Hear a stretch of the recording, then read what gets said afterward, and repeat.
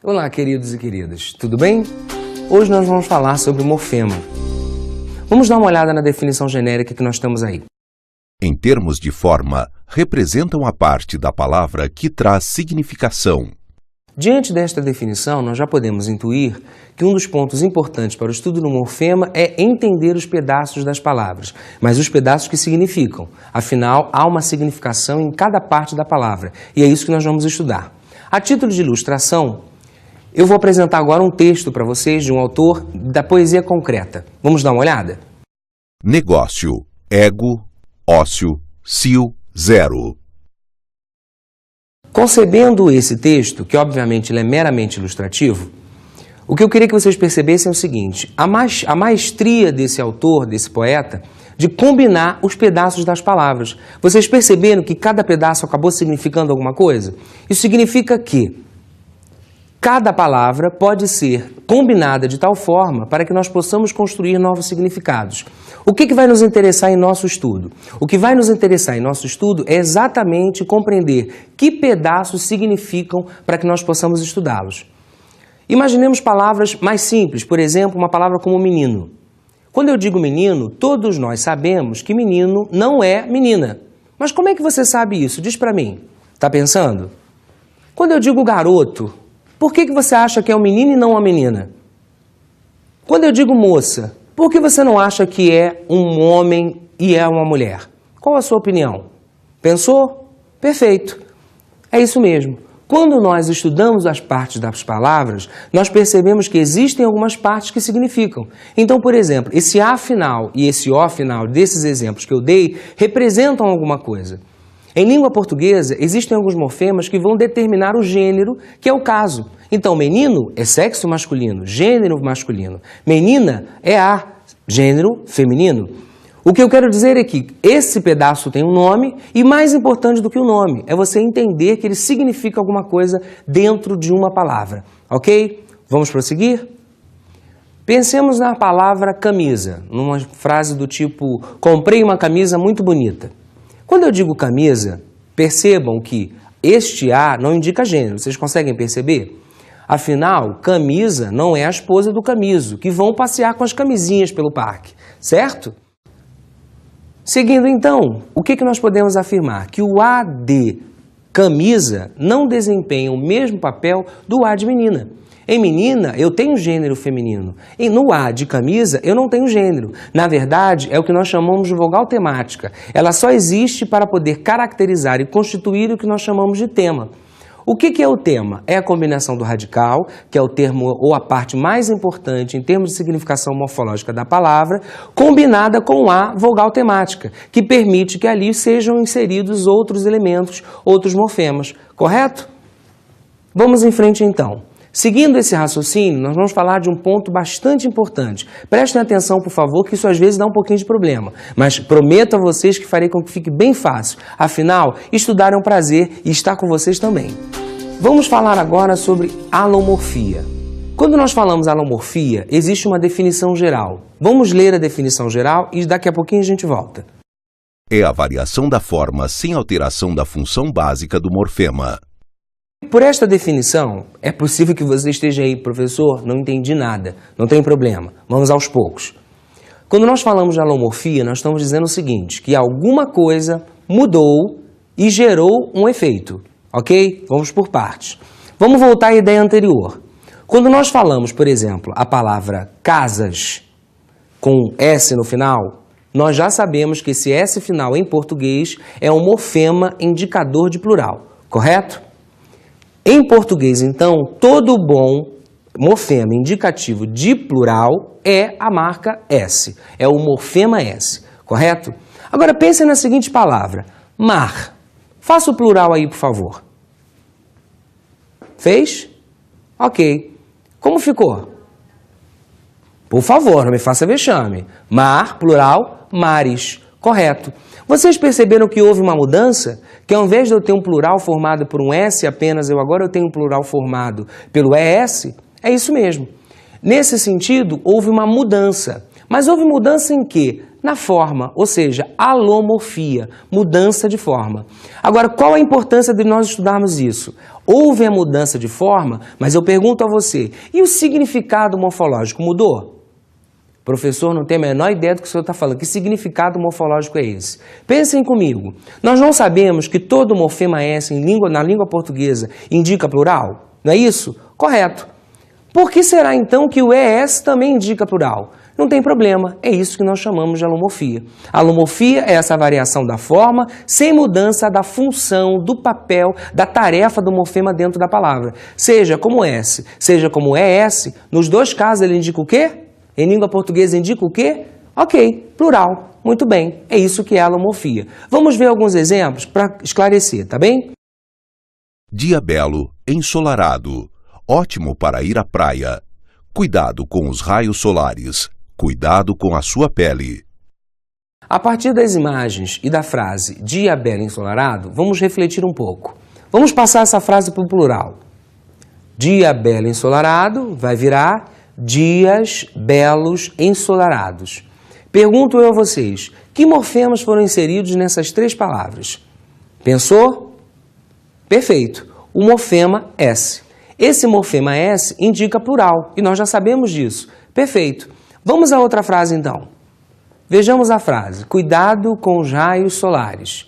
Se nós fizermos agora o procedimento ao contrário, ao invés de nós passarmos para o plural, porque já está, passássemos para o singular, pergunto eu a vocês, que elementos estão aí presentes em cada uma dessas palavras para indicar plural?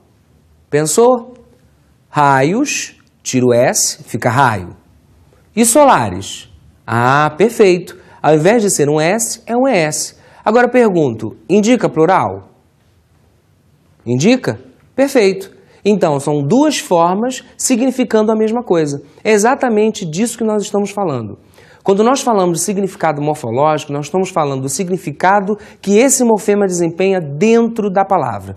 Então, há de se conceber sempre que a palavra não é construída de qualquer maneira. Existem certos princípios da língua que vão determinando se eu vou flexionar de uma maneira ou de outra. Então, o morfema de flexão de número, ou seja, se é S ou se é ES, vai variar, mas não tem problema. O seu papel, a sua função se mantém. A alomorfia, então, é a variação da forma sem variação do significado. Este significado de que falo? Significado morfológico. Tá bem? Vamos em frente, então. Vamos falar agora de uma outra expressão ou de um grupo, uma dupla de expressão chamada relações abertas e relações fechadas. A língua é constituída de um conjunto infinito de palavras. Você já percebeu que essa criação ela vai se dando direto, sem precisar que nós tomemos conta? Não há como controlar essa produção. É exatamente essa concepção de que o léxico é absolutamente produtivo é que nós dizemos que essa relação, no nível do léxico, é uma relação aberta. Ou seja, as criações vão se dando independente de qualquer tipo de regra. As regras são as regras da própria língua. Então eu posso, tranquilamente, conforme as minhas necessidades linguísticas, ir construindo novos termos. É isso que nós chamamos de combinações infinitas. Ou seja, eu vou criando novos termos a partir dos meus desejos. Por outro lado, as relações fechadas são exatamente aquelas relações que vêm da gramática. Eu não posso, por exemplo, colocar o artigo onde eu quiser, não posso colocar um substantivo onde eu quiser, não posso colocar uma estrutura no lugar que eu tenho desejo. Na língua portuguesa, existem certos lugares para serem ocupados. É por isso que nós dizemos que essa relação é fechada. Ou seja, cada elemento da frase, da palavra, desempenha o seu papel e tem o seu lugar. Eu não posso colocar onde eu quiser. Ou seja, essas relações se dão a partir de certos princípios. Princípios que são inerentes à língua. No caso, à língua portuguesa. Querem ver uma coisa muito interessante? Imaginem, por exemplo, o plural da expressão qualquer professor pode vir. Como é que eu faria o plural dessa expressão? Quaisquer professores podem vir. Perceberam que no caso da palavra qualquer, o plural foi marcado com S no meio da palavra? Pois é, viram que interessante? Neste caso, a flexão do plural da palavra qualquer se dá no meio da palavra. É bem verdade que isso é raro, ok? Não precisamos ficar preocupados nem estar pensando em decorar isso. Não é isso que eu quero. O que eu quero é que vocês percebam que cada um tem o seu lugar e conforme o lugar que ocupa, desempenha um papel.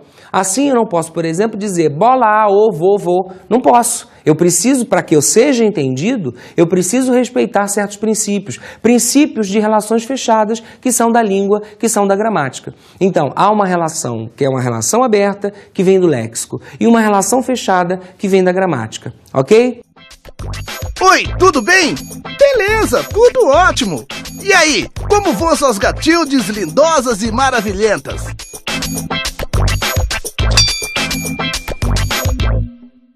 A partir da animação, nós podemos perceber o seguinte, que um dos personagens não entendeu muito bem esses termos, gatildes, maravilhentas. Não tem problema. O que eu quero que vocês observem é o seguinte, que embora o significado efetivo do que um dos personagens quis dizer com cada um desses termos, o outro personagem não entendeu perfeitamente o que ele quis dizer, mas foi capaz de fazer associações de significado. Por quê? Porque o falante de uma língua é capaz de fazer todas as combinações que ele precisa para conseguir chegar a um grupo X de significados. A isso nós chamamos de relação aberta. Ou seja, há uma infinitude de possibilidades em que eu possa combinar cada um desses termos que nós acabamos de ouvir e outros tantos que estão na língua. Por quê? Porque essa combinação, essa criação é infinita. Existem alguns autores que falam de uma coisa chamada criação lexical. Esse é um termo bastante interessante. Quando nós falamos de criação lexical, quer dizer que qualquer falante é capaz de construir de tal forma que seja compreensível. Imaginemos a palavra imexível. Na palavra imexível, nós não vamos encontrar nenhuma hipótese isso no dicionário, pelo menos por enquanto. Mas qualquer falante que fale isso, você aí, de onde quer que você esteja, sabe que ele quer dizer o quê? Quer dizer que não é para mexer. Então há uma distância entre o que está dicionarizado e aquilo que é criado, porque a criação é da língua. O falante de uma língua é capaz de criar. Qualquer pessoa que fale uma determinada língua, um falante nativo principalmente, ele é capaz de construir, ou seja, criatividade lexical. Vejamos agora a relação fechada. Para exemplificar, vamos dar uma observada na animação que nós temos aí. Cuidado, filho, não coloque a mão na geladeira. Pai, por que geladeira, cuidado de ter eu tenho com? Por que será que o pai fez essa cara estranha diante dessas imagens? Ou diante da frase que o garoto disse? Eu e você, com certeza, também não entendemos nada. Por quê? Porque cada coisa que devia estar no seu lugar não está. Cada pedaço está no lugar que decidiu ficar. Cada palavra ficou no lugar em que se decidiu ficar. E na língua, quando se fala de relação fechada, nós não podemos colocar as partes ou as palavras dispostas da maneira que a gente deseja.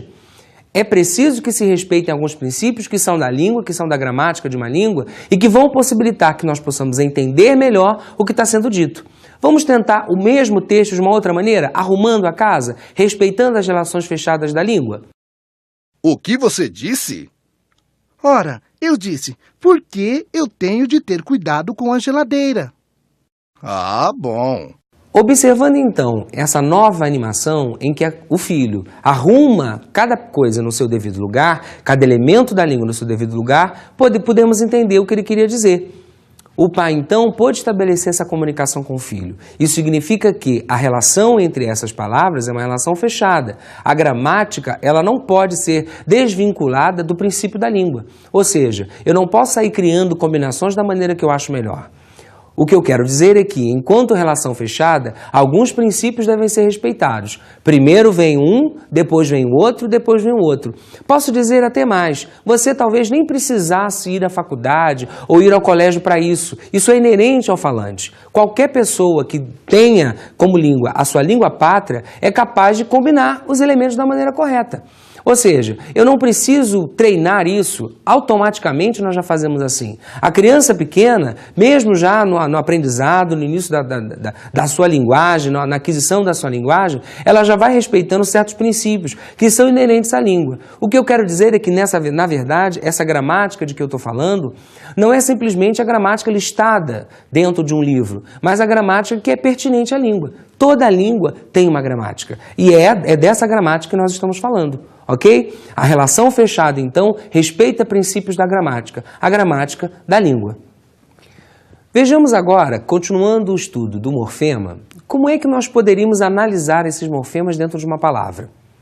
Podemos fazê-lo através da análise mórfica, que é exatamente o quê?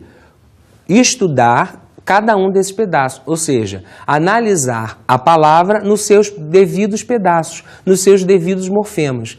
A análise mórfica, então, constitui-se de, a partir de cada pedaço significativo, lembrem-se, o pedaço que significa, eu vou fazer análise, ou seja, vou desmembrar cada pedaço para saber que estruturas compõem a palavra. Vejamos a animação que vem em seguida.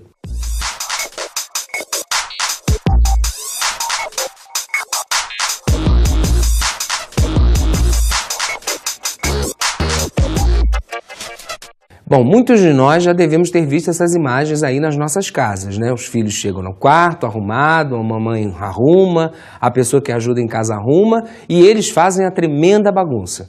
Deixam o quarto totalmente desarrumado. Se nós fôssemos aí escolher uma palavra que resumisse como é que as crianças deixaram ou o que elas fizeram com o quarto, que palavra nós poderíamos escolher? Não sei, poderia ser desorganizaram, bagunçaram, desarrumaram. Vou ficar com essa opção, desarrumaram. Vamos então fazer a análise mórfica dessa palavra? Considerando então o aspecto da análise mórfica, que pedaços nós poderíamos compreender como morfemas? Vamos aos poucos. Qual seria o radical? Arrumar é um exercício interessante, é você procurar palavras cognatas, ou seja, palavras que tenham alguma semelhança.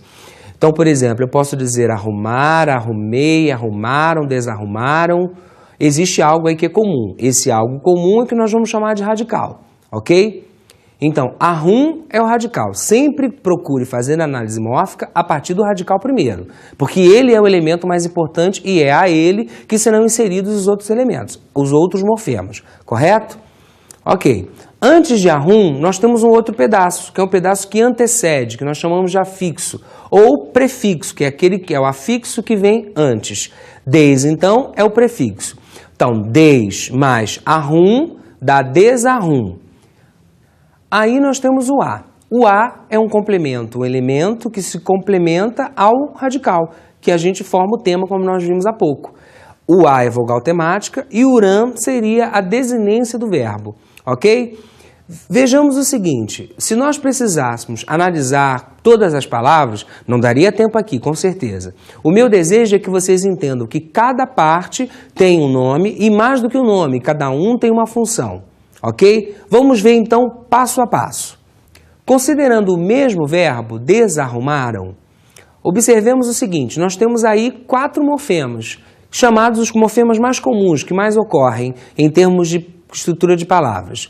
São eles os afixos, no caso um prefixo, que é o que vem antes, porque o que vem depois se chama sufixo.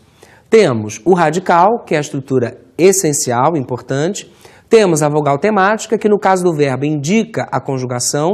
Desarrumaram vem do verbo desarrumar. Para achar a vogal temática de um verbo é só procurar o infinitivo do verbo. Cantar, cantarei, vem de cantar, primeira conjugação. Partir, vem partirei, vem de partir, terceira conjugação. Viver, viverei, vem de viver, segunda conjugação, ok? No caso, o final da palavra, o morfema é ram, que seria uma desinência verbal.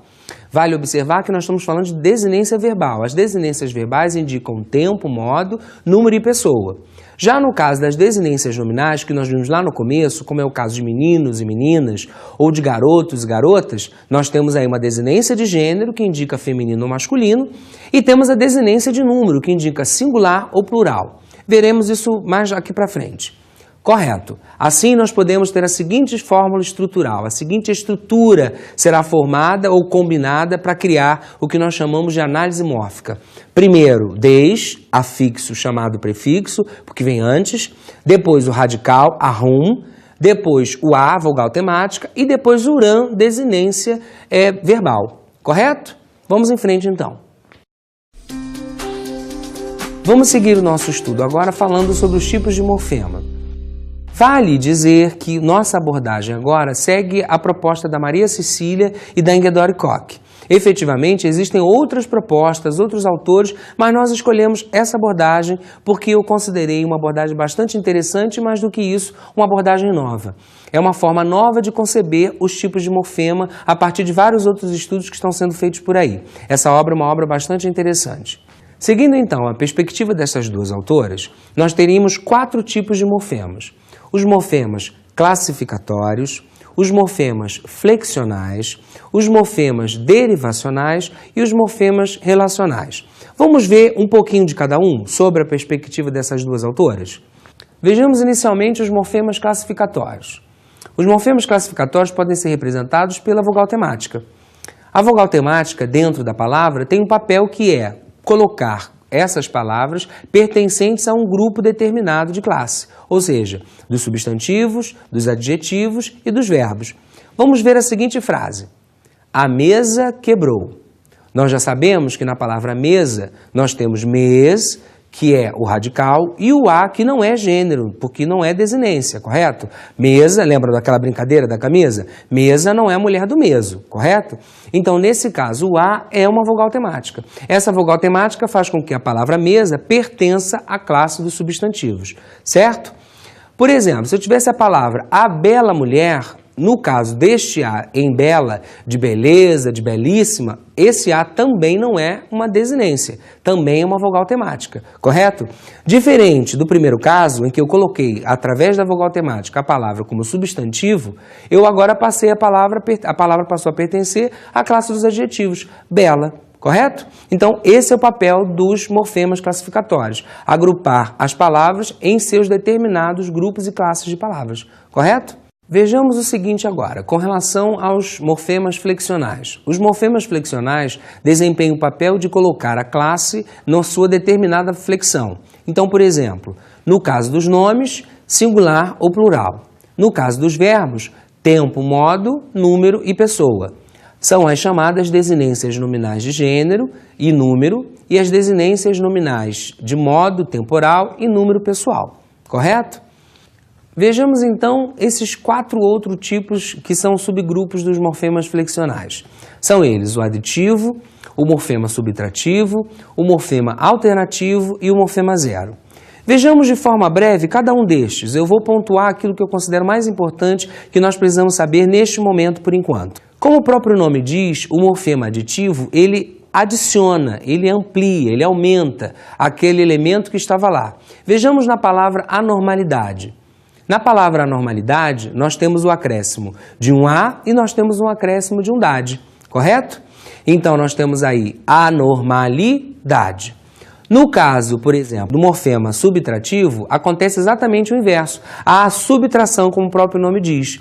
Vamos imaginar, por exemplo, na flexão das duas palavras. Quando eu digo irmão, eu tenho masculino, eu tenho A e O.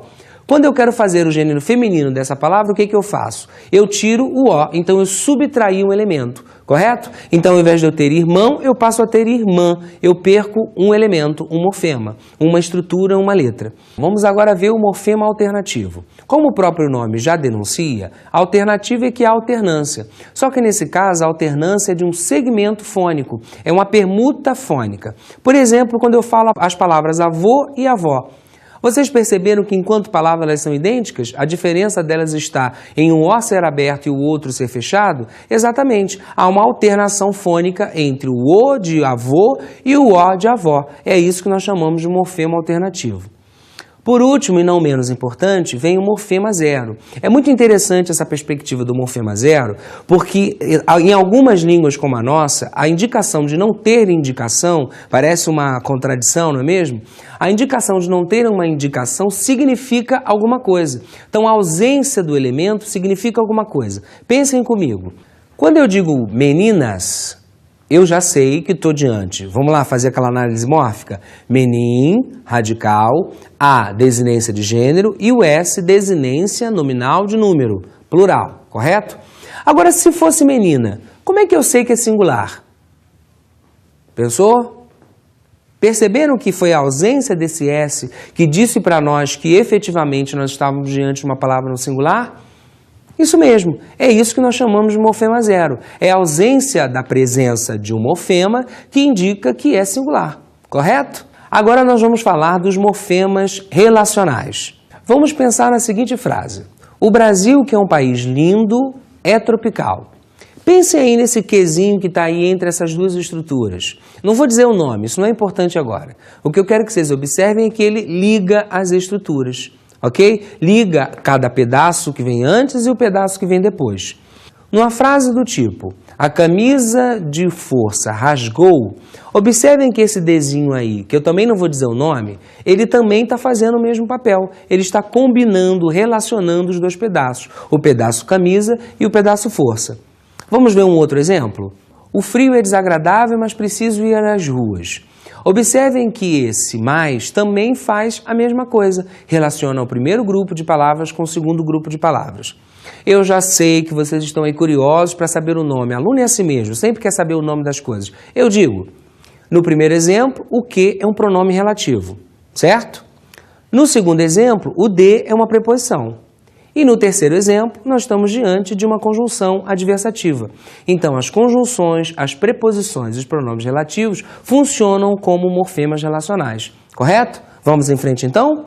Seguindo o mesmo raciocínio dos morfemas e que cada morfema significa, há um ponto bastante interessante nos estudos dos morfemas.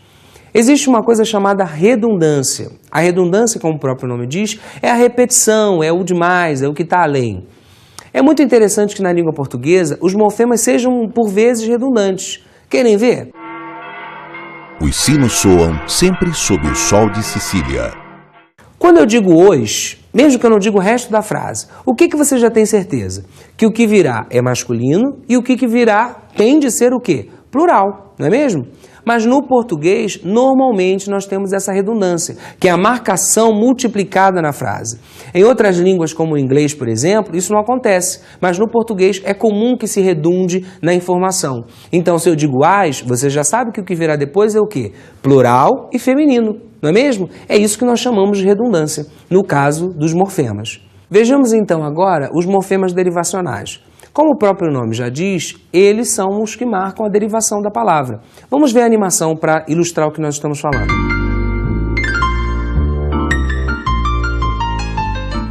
Ai, que menininho bonitinho e fofinho! A partir do que vimos, nós podemos tranquilamente perceber que a questão da derivação está no inho, né? Que é um afixo que vem no final e que nós chamamos de sufixo. O que esse sufixo faz? Ele indica a derivação, que é o diminutivo, a marca de diminutivo, assim como tantos outros que nós temos. Considerando esse aspecto, o que nós podemos dizer? Embora eu, quando fale que bonitinho não é um anão pequeno e que é bonito, isso está claro para vocês? Esse diminutivo ele assume uma outra função. Vou explicar melhor para ficar mais claro. Se eu peço para o seu filho, meu filho, ou você chama lá, meu filho, vem cá. Traz o banquinho, você já sabe que é um banco pequeno. Nesse caso, o que nós temos? O inho realmente é diminutivo. Mas no caso da nossa imagem, esse inho assumiu um outro papel. Ele não é mais apenas simplesmente uma indicação de diminutivo. Ele também tem uma questão de atração, uma questão de sensação, uma questão de impressão, ou seja, é uma marca diferente da marca de diminutivo. Quando eu digo bonitinho, lindinho, filhinho, é uma demonstração de carinho, de afeto a esse tipo de palavra. Ou seja, mais uma vez, nós temos um morfema desempenhando e significando um outro papel, no caso, um morfema derivacional. Vejamos agora o que seriam as palavras indivisíveis. Conforme Ivanildo Bechara, existem palavras que não comportam uma análise mórfica, ou seja, uma divisão. Elas já são por si só ao mínimo que elas podem ficar. Vamos ver as ilustrações que vêm em seguida.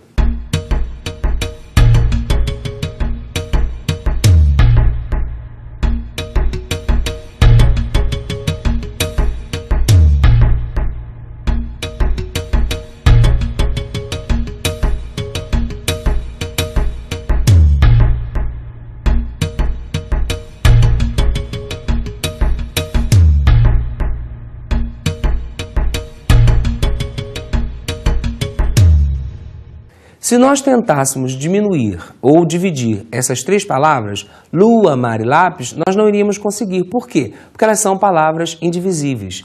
Nestes casos, as palavras indivisíveis representam o que nós chamamos de radical. Querem fazer um teste? Por exemplo, eu posso dizer maresia, posso dizer marítimo. Observem que o mar continuou. Posso dizer, por exemplo, enluarada, lua. Continua a mesma coisa. E por fim, no caso do exemplo da palavra lápis, nós temos lapiseira, não é isso? E tantos outros exemplos que vão provar que lápis é o radical. Por isso é que nós chamamos de palavras indivisíveis. Não podem ser diminuídas do que elas já são, ou analisadas do que já são, ou divididas do que já são. Ok? Caríssimos e caríssimas, é sempre um prazer muito grande estar aqui com vocês.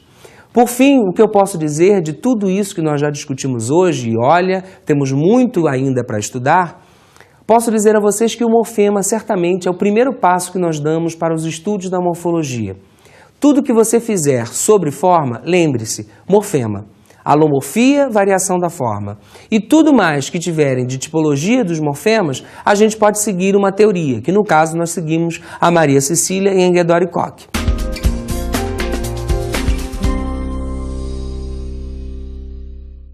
Como dica de estudos, eu vou sugerir que vocês leiam a Maria Cecília e Enguedor e Koch, que nós falamos algumas vezes aqui durante a nossa aula, no livro Linguística Aplicada ao Português, ; Morfologia.